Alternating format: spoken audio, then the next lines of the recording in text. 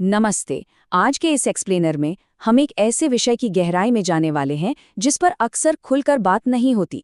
हमारा मकसद है इंसान के व्यवहार के पीछे छिपे असली ढांचों को समझना। हम सब यही मानकर चलते हैं ना कि हमारी पसंद, हमारा व्यवहार, हमारी इच्छाएं सब पूरी तरह से स्वाभाविक हैं, हमारे अंदर से आती हैं। लेकिन आज हम इस पूरी धारणा को पलटकर देखने वाले हैं। जरा सोच कर देखिए, क्या इंसान का आकर्षण सिर्फ और सिर्फ बायोलॉजिकल यानी जैविक है, या फिर क्या ऐसा हो सकता है कि ये समाज की लिखी हुई कोई स्क्रिप्ट है जिसे हम सब बस अनजाने में जी रहे हैं? ये एक ऐसा सवाल है जो हमारे उन सभी विश्वासों को हिलाकर रख देता है जिन्हें हम पैदाइश से ही प्राकृतिक मानते आए हैं। क्या सच में हमारी सबसे गहरी भावनाएं खुद हमारी अपनी हैं? इस पूरी चर्चा को एकदम स्पष्ट रखने के लिए हमारा ये पूरा विश्लेषण इग्नो के अकादमिक सोशियोलॉजी मटेरियल पर आधारित है। इससे हमें ये समझने में मदद मिलेगी कि समाजशास्त्र इन व्यक्तिगत इच्छाओं को कैसे देखता है। तो ये कोई हवाई बातें बिल्कुल नहीं है, बल्कि एकदम ठोस अकादमिक शोध पर टिका हुआ विश्लेषण है। तो चलिए इस कॉन्सेप्ट को समझने के लिए सबसे पहले खाने का एक बड़ा ही दिलचस्प उदाहरण लेते हैं। हमारी सोर्स मटेरियल में एक बड़ी ही सटीक केस स्टडी दी गई है। मिलिए अनुपमा से। अनुपमा अजमेर की रहने वाली हैं और उन्हें खाने पीने का बड़ा शौक है, खासकर गोलगप्पे। लेकिन बचपन में खाने के साथ उनका रिश्ता काफी उलझा हुआ सा था। उनके घर में भोजन को लेकर कुछ बहुत ही सख्त नियम बने हुए थे, जिन्होंने उनके स्वाद और उनकी पूरी आज़ादी को एक तरह से बांध कर रखा था।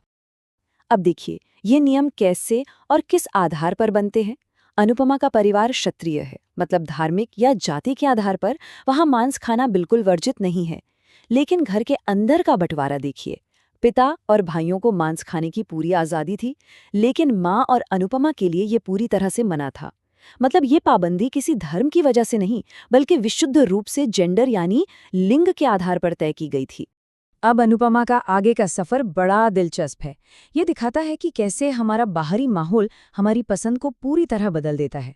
बचपन तो अजमेर की सख्त पाबंदियों में ही बीत गया, लेकिन फिर जब वो 2 साल पहले हैदराबाद गईं तो उन्होंने जिंदगी में पहली बार मांस चखा। और 25 साल की उम्र में जब वो लखनऊ गईं तो भाई स्वाद की एक पूरी नई दुनिया उनके सामने खुल गई। सबसे मजेदार बात तो ये रही कि उन्हें दुनिया भर का पसंदीदा तंदूरी चिकन बिल्कुल अच्छा नहीं लगा, बल्कि ब्रेन करी उनकी सबसे फेवरेट डिश बन गई। अब शायद आप सोचें कि भाई खाने की इन बदलती आदतों का इंसान की कामुकता या सेक्सुअलिटी से क्या लेना देना। हम अचानक खाने से अंतरंगता पर कैसे आ गए? तो बात यह है कि जो नियम हमारे खाने के स्वाद और पसंद पर लागू होते हैं ना, बिल्कुल वही नियम हमारी सबसे गहरी इच्छाओं पर भी एकदम सटीक बैठते हैं।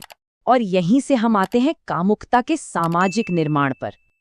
देखिए, जिस तरह खाने की आदतें जेंडर, जाति और जगह के हिसाब से तय होती हैं और समय के साथ साथ बदलती भी रहती हैं, ठीक वैसे ही हमारी कामुक इच्छाएं भी काम करती हैं। वो भी समाज द्वारा ही आकार लेती हैं। वो बिल्कुल भी स्थिर नहीं है और उनमें भी अनगिनत विविधताएं पाई जाती हैं। तो आखिर कामुकता या सेक्सुअलिटी असल में है क्या?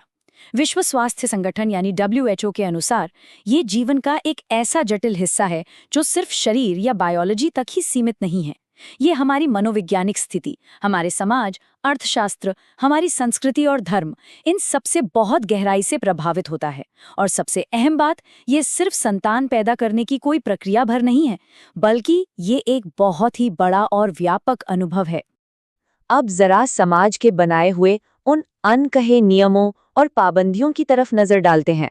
समाज की इस पूरी रूल बुक के पैमाने देखिए जरा। किसके साथ?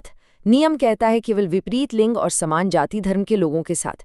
इसमें बुजुर्गों या दिव्यांगों की इच्छाओं को तो सिरे से ही नकार दिया जाता है। कब? सख्ती से केवल शादी के बाद। शादी से पहले के रिश्तों को कोई सम्मान नहीं दिया जाता। कहाँ? सिर्फ और सिर्फ बंद दरवाजों के पीछे। और क्यों? केवल प्रजनन के लिए। अगर ये सिर्फ आनंद के लिए है तो उसे सीधे तौर पर गलत और अनैतिक मान लिया जाता है। अब अगर लग रहा है कि ये नियम बस कहने सुनने की बातें हैं, तो ऐसा बिल्कुल नहीं है। जरा इस बात पर गौर कीजिए। मुंबई पुलिस ने होटलों पर छापा मारा और 40 जोड़ों को सार्वजनिक अभद्रता के आरोप में गिरफ्तार कर लिया। ये सच में हैरान करने वाला है ना? राज्य सत्ता और पुलिस सचमुच निजी कमरों में घुसकर बालिग लोगों को बाहर निकाल रही है, उन पर जुर्माना लगा रही है। ये उस कहाँ वाले नियम को जबरदस्ती लागू करने का एक बहुत ही जीता जागता और डरावना उदाहरण है। और जो लोग समाज के इस तय सांचे में फिट नहीं बैठते, उन्हें गंभीर सजाएं भुगतनी पड़ती हैं। समलैंगिक पुरुषों को पुलिस द्वारा आए दिन प्रताड़ित किया जाता है, बुजुर्गों की इच्छाओं का खुलेआम मजाक उड़ाया जाता है, नौजवानों पर भारी पहरे बिठा दिए जाते हैं और कई बार समलैंगिक महिलाओं को मजबूर किया जाता है कि वे विषमलिंगी विवाह करें। सच तो ये है कि समाज अपनी लिखी हुई स्क्रिप्ट से बाहर जाने वालों को बिल्कुल बर्दाश्त नहीं करता। अब समझते हैं कि इन सब बातों का वास्तविक दुनिया पर और हमारी रोजमर्रा की जिंदगी पर क्या असर पड़ता है। इन थोपे गए नियमों के परिणाम बहुत ही भयावह होते हैं। समाज में यौन हिंसा का डर और लड़कियों को कंट्रोल करने की चाह इतनी ज्यादा है कि कई बच्चियों की पढ़ाई तो बस 5वीं कक्षा के बाद ही छुड़वा दी जाती है। महिलाओं के हॉस्टल में सुरक्षा के नाम पर इतने सख्त कर्फ्यू लगाए जाते हैं जिसके खिलाफ पिंजरा तोड़ जैसे मजबूत आंदोलन भी हुए हैं।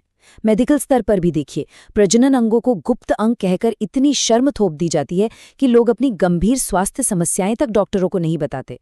और कई बार ये दबाव इतना ज्यादा बढ़ जाता है कि नतीजे बेहद दुखद होते हैं।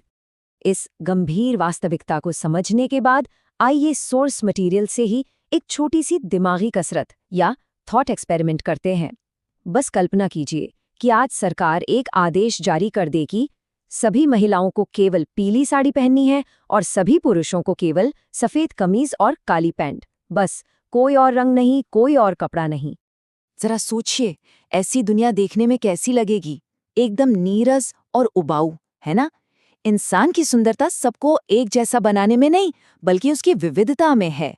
हमें इस बात को बहुत गहराई से समझना होगा कि अलग-अलग पसंद, अलग-अलग विचारों और इच्छाओं की इस विविधता से डरने की जरूरत नहीं है, बल्कि हमें उसे सम्मान के साथ स्वीकार करना चाहिए।